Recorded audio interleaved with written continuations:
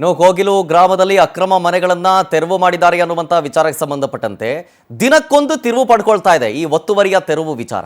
ಯಾಕೆ ಏನು ತಿರುವು ಸಿಗ್ತಾ ಇದೆ, ಡೀಟೇಲ್ಸ್ ಬರ್ತಾ ಇದೆ.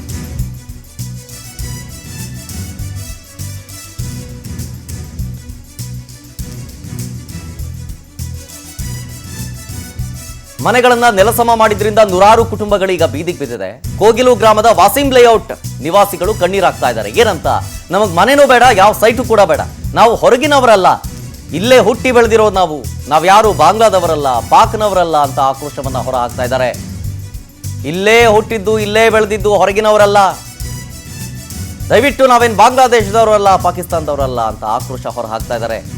ನಮ್ಮ ಹತ್ರ ಎಲ್ಲಾ ದಾಖಲೆಗಳಿದೆ, ಯಾರೂ ಕೇಳ್ತಿಲ್ಲ, ನೋಟಿಸ್ ಕೊಡದೇನೆ ರಾತ್ರೋರಾತ್ರಿ ಮನೆಯನ್ನ ಹೊಡೆದಾಕಿದ್ರು, ರಾಜಕೀಯಕ್ಕೆ ನಮ್ಮನ್ನ ಬಲಿಪಶು ಮಾಡಬೇಡಿ ಹೀಗನ್ನುವಂಥ ಆಕ್ರೋಶವನ್ನ ಹೊರ ಹಾಕ್ತಾ ಇದ್ದಾರೆ ಅಲ್ಲಿ.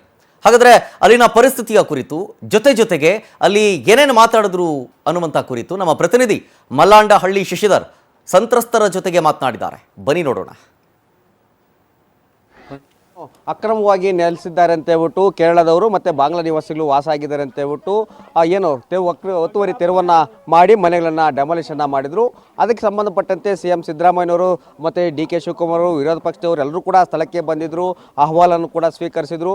ಸರ್ಕಾರ ಒಂದು ಹೆಜ್ಜೆ ಮುಂದೆ ಹೋಗಿ ರಾಜೀವ್ ಗಾಂಧಿ ವಸತಿ ಯೋಜನೆಯಲ್ಲಿ ಎಲ್ಲರೂ ಕೂಡ ಮನೆಗಳನ್ನು ಕೊಡ್ತೇವೆ ಅಂತ ಹೇಳ್ಬಿಟ್ಟು ಭರವಸೆಯನ್ನು ಕೂಡ ಕೊಟ್ಟಿದ್ದಾರೆ. ಆದರೆ ಇದೇ ಕೋಗಿಲು ಕ್ರಾಸ್ನಲ್ಲಿ ಪಕ್ಕದಲ್ಲಿರುವಂಥ ಇನ್ನೊಂದು ಭಾಗದಲ್ಲಿ ವಾಸಿಂ ಲೇಔಟ್ನ ನಿವಾಸದಲ್ಲಿ ಇಲ್ಲಿ ನಾವು ಮೂಲ ನಿವಾಸಿಗಳು ನಮ್ಮ ಮನೆಗಳನ್ನು ಕೂಡ ಡೆಮಾಲಿಷನ್ ಮಾಡಿದರೆ, ನಾವು ಯಾರು ಕೂಡ ಬಾಂಗ್ಲಾದವರಲ್ಲ, ಕೇರಳದವರಲ್ಲ, ನಮ್ಮ ಮನೆಗಳನ್ನು ಯಾಕೆ ಡೆಮಾಲಿಷನ್ ಮಾಡಿದ್ರಿ? ನಾವು ಸುಮಾರು ವರ್ಷಗಳನ್ನು ಕೂಡ ಇಲ್ಲೇ ವಾಸವನ್ನು ಮಾಡ್ತಿದ್ವಿ, ನಮ್ಮ ಹತ್ರ ರೇಷನ್ ಕಾರ್ಡ್ ಇದೆ, ಆಧಾರ್ ಕಾರ್ಡ್ ಇದೆ, ವೋಟರ್ ID ಇದೆ, ಎಲ್ಲವೂ ಕೂಡ ಇದೆ. ಆದರೆ ಯಾಕೆ ನಮ್ಮ ಮನೆಗಳನ್ನು ಡೆಮಾಲಿಷನ್ ಮಾಡಿದ್ರಿ? ನಮಗೂ ಕೂಡ ಮನೆಗಳನ್ನು ಕಟ್ಕೊಡಿ ಅಂತ ಹೇಳ್ಬಿಟ್ಟು ಡಿಮ್ಯಾಂಡನ್ನು ಕೂಡ ಇಟ್ಟಿದ್ದಾರೆ. ಕಳೆದ 3 ದಿನ ಕೂಡ ನಿರಂತರವಾಗಿ ಪ್ರತಿಭಟನೆಯನ್ನು ಕೂಡ ಮಾಡ್ತಿದ್ದಾರೆ. ಆದರೆ ಇವರ ಗೋಳನ್ನು ಯಾರಾದರೂ ಕೇಳೋದಕ್ಕೆ ಬಂದಿದ್ದಾರಾ, ಇವರ ಮನೆಗೆ ಕಟ್ಕೊಳ್ಳುವಂಥ ಭರವಸೆನ ಸಿಕ್ಕಿದೆ ಅನ್ನೋದು ಕೂಡ ಮೂಲ ನಿವಾಸಿಗಳನ್ನು ಕೇಳೋಣ.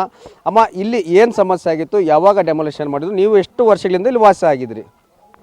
ನಾವು ಇಲ್ಲಿ ತುಂಬ ವರ್ಷದಿಂದ ಇಲ್ಲೇ ಇದ್ದೀವಿ. ನಮ್ಮ ಅಜ್ಜಿ ನಮ್ಮ ತಾತ ಎಲ್ಲ ಇಲ್ಲೇ ಹುಟ್ಟಿರೋದು, ನಾವಿಲ್ಲೇ ಬೆಳೆದಿರೋದು. ನಾವಿಲ್ಲಿ ಬಂಡೆಯಲ್ಲಿ ಬಟ್ಟೆ ಒಗೆಯಕ್ಕೆ ಬರ್ತಾ ಇದ್ವಿ. ಅದು ಜಾಗ ಖಾಲಿ ಇತ್ತು. ಅದು ನಾವು ನೋಡಿ ಏನು ಮಾಡಿದ್ದೀವಿ ಅಂದರೆ, ನಮ್ಗೆ ಬಾಡಿಗೆ ಕಟ್ಟಕ್ಕೆ ಆಗ್ತಾ ಇಲ್ಲ ಅಂತ ಬಂದು ತುಂಬಿಸ್ಕೊಂಡು ಕಟ್ಕೊಂಡು ನಾವು ಮನೆ ನಾವೇ ಅಳತೆ ಮಾಡಿಕೊಂಡು ನಾವೇ ಕಟ್ಕೊಂಡಿದ್ದೀವಿ. ಯಾವುದು ವಸೀಂ ಲೇಔಟ್ ಅಲ್ಲ, ಯಾವುದು ಇಲ್ಲ ಸರ್. ಇದು ಅವರು ಸುಮ್ಮನೆ ನಮಗೆ ಹೆಲ್ಪ್ ಮಾಡ್ತಾರೆ. ಹೆಲ್ಪ್ ಅಂದರೆ ಲಾಕ್ಡೌನ್ ಟೈಮಲ್ಲಿ ರೇಷನ್ ಆಗಲಿ ಯಾರಾದರೂ ಅವ್ರಿಗೆ ಪರಿಚಯ ಇರೋರಿಗೆ ಹಿಂಗೆ ಹೇಳ್ತಾರೆ, ಬನ್ನಿ ಇಲ್ಲಿ ಲೇಔಟ್ ಇದೆ, ಒಂದು ಬಡವ್ರ ಲೇಔಟ್ ಇದೆ, ಅಲ್ಲಿಗೆ ಹೋಗಿ ಏನಾದರೂ ಹೆಲ್ಪ್ ಮಾಡೋಂಗಿದ್ರೆ ಮಾಡಿ ಅಂತ ಹೇಳ್ಬಿಟ್ಟು ಅದು ಅವ್ರು ತಂದು ಮಾಡ್ತಾರಂತ. ಸುಮ್ಮನೆ ಜನ ಏನಂದಿದ್ದಾರೆ, ಮಹಾನಾಯಕ ನಗರ ಅಂತ ಹೇಳಕ್ಕೆ ಬರಲ್ಲ ಅಂತ ಹೇಳ್ಬಿಟ್ಟು ವಸೀಂ ಲೇಔಟ್ ಅಂತ ಕರೀತಾರಷ್ಟೇ. ಇನ್ನು ಬಿಟ್ಟರೆ ಅವ್ರದ್ದು ಇವ್ರದ್ದು ನಾವು ಯಾರಿಗೂ ₹1 ಕೊಟ್ಟಿಲ್ಲ, ಏನೂ ಮಾಡಿಲ್ಲ. ಅದು ಬಾಂಗ್ಲಾದೇಶವರು, ಅವರು ಪಾಕಿಸ್ತಾನವರು ಅಂತ ಎಲ್ಲ ಹೇಳ್ತಾರೆ. ನಾವು ಎಲ್ಲಿಂದನೂ ಬಂದಿಲ್ಲ. ನಾನು ಮುಸ್ಲಿಮ್ಸು, ನಾನು ಇಷ್ಟು ಚೆನ್ನಾಗಿ ಕನ್ನಡ ಮಾತಾಡ್ತಾ ಇದ್ದೀನಿ ಅಂದರೆ ಬಾಂಗ್ಲಾದೇಶವರು ಇಷ್ಟು ಚೆನ್ನಾಗಿ ಕನ್ನಡ ಮಾತಾಡ್ತಾರಾ ಸರ್? ಸುಮಾರು ಎಲ್ಲ 18-20 ವರ್ಷದಿಂದ ವಾಸವ್ರೆ.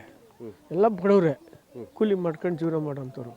ಬೆಳಿಗ್ಗೆ ಎದ್ರೆ ಹೋಗಿ ಪೇಂಟ್ ಹೊಡಿತಾರೆ, ಆಟ ಓಡಿಸ್ತಾರೆ, ಚಪ್ಪಲಿ ಮಾರ್ತಾರೆ.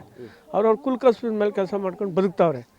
ಅಂಥ ಪರಿಸ್ಥಿತಿ 18-20 ವರ್ಷದಿಂದ ಇಲ್ಲಿದ್ದು ಈಗ ಬಂದು ಡೆಮಾಲಿಷನ್ ಮಾಡಿ ಈ ಬಡ ಕುಟುಂಬನೆಲ್ಲ ಬೀದಿಗೆ ಕೊಳ್ಳೋದು ಎಷ್ಟು ಮಟ್ಟಿಗೆ ಸರಿ ಸರ್ಕಾರಕ್ಕೆ?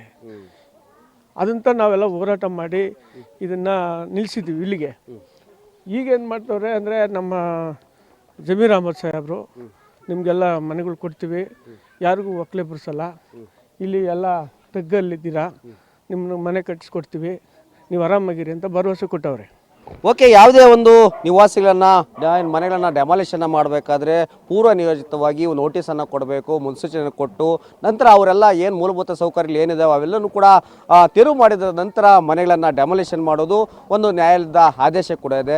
ಆದರೆ ಯಾವುದೇ ಆದೇಶವನ್ನು ಕೂಡ ಪಾಲಿಸಿಲ್ಲ. ಇಲ್ಲಿ ಸರ್ಕಾರದ ರೂಲ್ಸ್ಗಳನ್ನು ಕೂಡ ಯಾವುದೇ ರೀತಿಯಲ್ಲಿ ಕೂಡ ಪಾಲಿಸಿಲ್ಲ, ಯಾವುದೇ ನೋಟಿಸನ್ನು ಕೂಡ ಕೊಟ್ಟಿಲ್ಲ. ಬಡವರ ಮನೆಯನ್ನು ಏಕಾಏಕಿಯಾಗಿ ಡೆಮಾಲಿಷನ್ ಮಾಡಿದ್ದಾರೆ. ಆದರೆ ಈಗ ಅದು ರಾಜಕೀಯ ತಿರುವನ್ನು ಪಡೆದುಕೊಂಡು ಇದು ಕೇರಳದವರು ಅದೇ ರೀತಿಯಲ್ಲಿ ಕೂಡ ಬಾಂಗ್ಲಾದವರು ಬೇರೆ ಕಡೆಯಿಂದ ಬಂದು ವಾಸಿಸಿದ್ದಾರೆ ಅಂತ ಹೇಳ್ಬಿಟ್ಟು ರಾಜಕೀಯ ತೀರ್ವನ್ನು ಪಡೆದಿದೆ. ಹೀಗಾಗಿ ಯಾವುದೇ ರಾಜಕೀಯ ಇದ್ರೂ ಕೂಡ ಸತ್ಯಾಸತ್ಯತೆಯನ್ನು ಅರಿಯದೆ ಈ ರೀತಿಯಾಗಿ ಬಡವರ ಮೇಲೆ ಗದಾಪ್ರಹಾರ ಮಾಡುವುದು ಬೇಡ. ಇಲ್ಲಿ ಮೂಲ ನಿವಾಸಿಗಳು ಯಾರಿದ್ರು ಅವ್ರ ಹತ್ರ ಏನಾದರೂ ಆಧಾರ್ ಕಾರ್ಡ್ ಇದೆಯಾ, ವೋಟರ್ ಐ ಡಿ ಇದೆಯಾ, ರೇಷನ್ ಕಾರ್ಡ್ ಇದೆಯಾ, ಇಲ್ಲಿರೋದಕ್ಕೆ ಮೂಲ ನಿವಾಸಿಗಳು ಅನ್ನೋದಕ್ಕೆ ಏನಾದರೂ ದಾಖಲೆಗಳಿದ್ರೆ ಅವರಿಗೆ ಮನೆ ಕೊಡುವಂಥ ಕೆಲಸವನ್ನು ಸರ್ಕಾರ ಮಾಡಬೇಕು. ಇಲ್ಲ ಒಂದು ವೇಳೆ ಅದೇ ರೀತಿಯಾಗಿ ಏನಾದರೂ ಬಾಂಗ್ಲಾದವರು ಇಲ್ಲ ಕೇರಳದವರು ಯಾರಾದರೂ ಇದ್ದರೆ ಅವರನ್ನು ಪತ್ತೆ ಹಚ್ಚಿ ಗಡೀಪಾರು ಮಾಡಿ ನಮಗೆ ನ್ಯಾಯ ಕೊಡಿ ಅನ್ನೋದು ಇವರ ಸ್ಥಳೀಯರ ಆಗ್ರಹವಾಗಿದೆ. ಕ್ಯಾಮ್ರಾಮನ್ ಸಂದೇಶ್ ಜೊತೆ ಮಲಂಡಳಿ ಶಶಿಧರ್, ಪವರ್ ಟಿವಿ, ಬೆಂಗಳೂರು.